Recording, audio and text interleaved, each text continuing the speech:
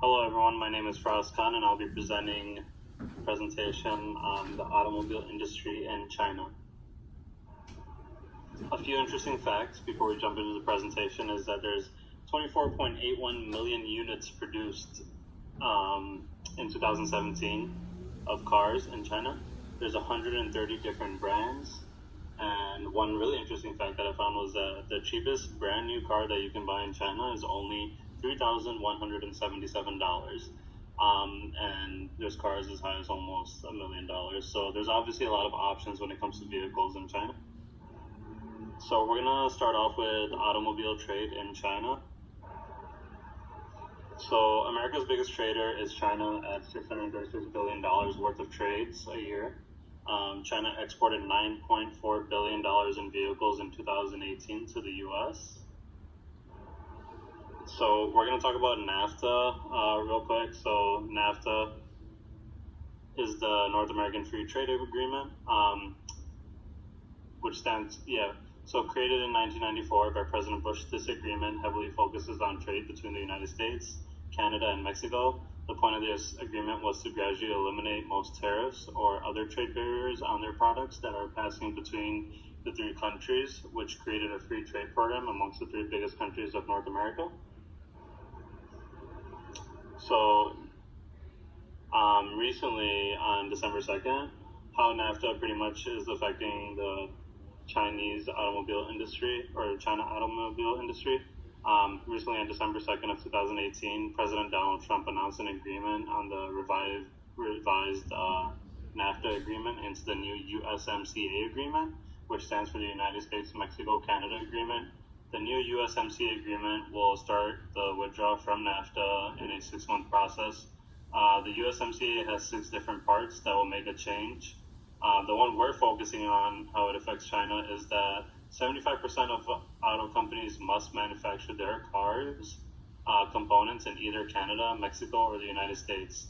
So this would make a bigger impact on China because major automobile companies that import automobiles from China will move their manufacturing companies to most likely Mexico because of lower costs to make cars, but also to be under the proper guidelines of the USMCA. So for Mexico, this is great news, but not so much for China as production starts to transfer.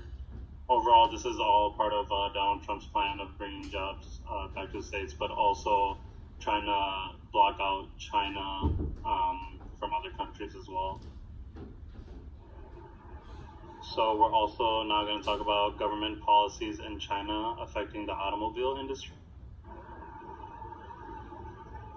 So government policies always go hand in hand with business, especially when it comes to globalization. We're going to be talking about P2P lending, tariff and trade wars between countries, and of course the USMCA. So China's P2P lending crackdown is one of the major crackdowns that have recently been happening in China on peer-to-peer lending, which is what P2P stands for. It was rapidly popular in China, which is lending companies getting investors, big and or small, to lend to nearer class citizens or mid-class citizens. This helps in second and or third tier cities because there isn't much of an economic base. And if you take out the traditional banking system of trying to get approved through them, it becomes more attractive to the people that obviously don't get approved. This was once a great idea to improve the finance sector of China, so they were all aboard on it. But when a lot of people weren't able to pay back the companies that gave them the loan, and those companies could not pay the investors, leading to the CEOs of these firms actually fleeing countries or just running from the whole business overall. So China is now cracking down on all types of peer-to-peer lending companies or anybody that's involved because all of the investors that lost their money. So peer-to-peer lending and automobile industry really went hand in hand because there's a decrease in sales heavily, and one of those reasons why was the crackdown of the unconventional forms of lending, which China promoted for quite some time. This was allowing people to have access to credit that most would not get a normal bank to give them. Without available credit, Ford and GM, very popular cars in China, which were attracted by younger people that would need these type of lending, are not able to purchase these cars. So there's about a 14% fall in auto sales in China because of this. And then, of course, that everyone knows something that the world is currently talking about, which is the trade war that's going on between U.S. and China. Obviously, this will make a huge impact on the automobile industry in both countries. This also affected the tariffs on cars this summer when China increased 40% import on U.S. cars. For example, GM and Ford are big in China, and this trade war can put them in a tough position. Trump had actually threatened to raise tariffs on $200 billion worth of Chinese goods from 10 to 25%. American cars are being built in China and sent here, as well as being built here and sent there. These car prices will hike up in this trade war. If this trade war continues, putting higher taxes on cars increases prices on cars in both countries. And then, of course, the USMCA, which we've talked about already because that's being revived or being changed in the U.S., even though it's not directly the Chinese government, it still is going to make a big impact on car prices overall. So now we're going to talk about China's technology in the automobile world. So a lot of companies that are in China that were popular, so American brand companies that were there. So China being the global headquarters of advanced technology, it's hard for others to keep up with the competition being built in the Chinese-made cars compared to, for example, Ford and GM showing a 36.9% decrease in their sales due to the lack of technology, they say, and design improvement in their cars as well. People in their cars want to see the new stuff. Currently, China is having a boom of electric cars, including a pickup truck. An electric pickup truck will make Ford's famous pickup trucks in China not the hottest commodity as they used to be. There's also a pickup truck from China that is made by Kaiun Motors to be launched in the U.S., selling about 10,000 of their trucks in the U.S. hopefully this year. It will make a huge impact. Their technology making their way over to the U.S. side with their electric pickup trucks. This is a picture of actually how Ford is trying to keep up with the technology in China. This is in Guangzhou. Probably didn't say that right.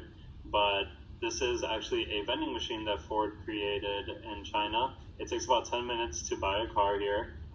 They did link up with Alibaba.com to get this whole process on the road. You can book your car online, come to the vending machine, type in the code, take the car for a spin. You don't have to buy the car right away.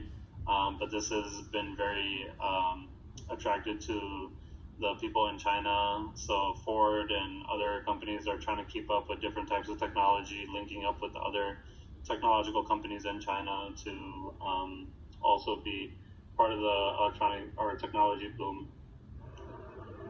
We will be talking about the gender inequality in China as well.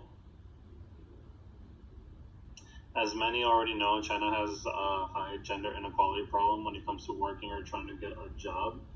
Most women in China are asked questions about marriage and pregnancy during interviews, trying to figure out if they hire her, will she need time off to have a baby. It's also very uncommon in China for women to try to sue a company over gender inequality, being fired for being pregnant, or even sexual harassment.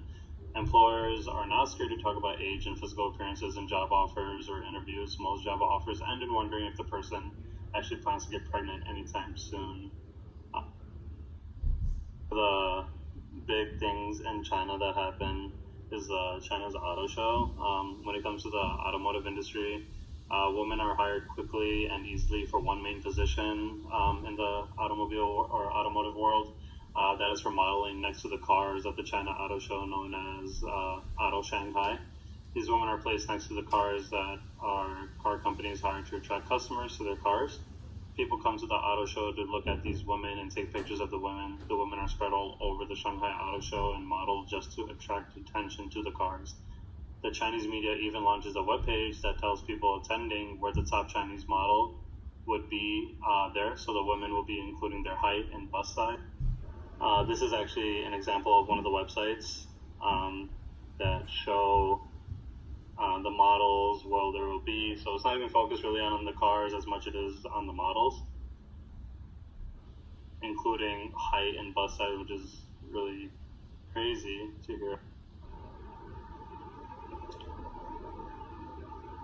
So there's a lot of reasons why pollution is causing migration. So there's a rapid growth in major Chinese cities causing more pollution between all the cars being driven. So there's many families trying to save up enough money to migrate to other parts of the country so they can be safe. Many times in China, you'll see people wearing surgical masks to protect themselves from the pollution. A lot of babies are affected by the smell as well, which causes illness in younger children. So people are simply migrating out of China to be able to live a healthier life. And this is mainly from the cars and the trucks and all the cars going around. Interesting fact, there will be as many drivers in China as people in America. So pollution is obviously at an all-time. This is a picture of actually just regular people in China walking around. They actually wear gas masks and surgical masks so they can keep the pollution out of their breathing. So what is China doing about it? China has been heavily getting into the electric car market to get rid of all the pollution caused by the cars and producing all these particles in the air they breathe. China is pushing heavy on electric cars to help the environment. So China's pushing electric cars to help the environment, and they are not simply making luxury cars like we have Tesla, where only wealthy people or people with more dollar amount income can afford. But they're also making cars for almost anyone that can afford a car. Cheap as $9,000. For the 2019 R1, there's about 487 different electric car companies in China, and over the time, they'll be the ones that will have the most of their cars on the roads in China. So that will be helping out heavily with the pollution. This is a picture of the 2019 R1. This is supposed to be one of the most popular cars in China as they slowly start, buying electric cars and moving forward with that. So ending on a positive note, pollution hopefully getting better in China.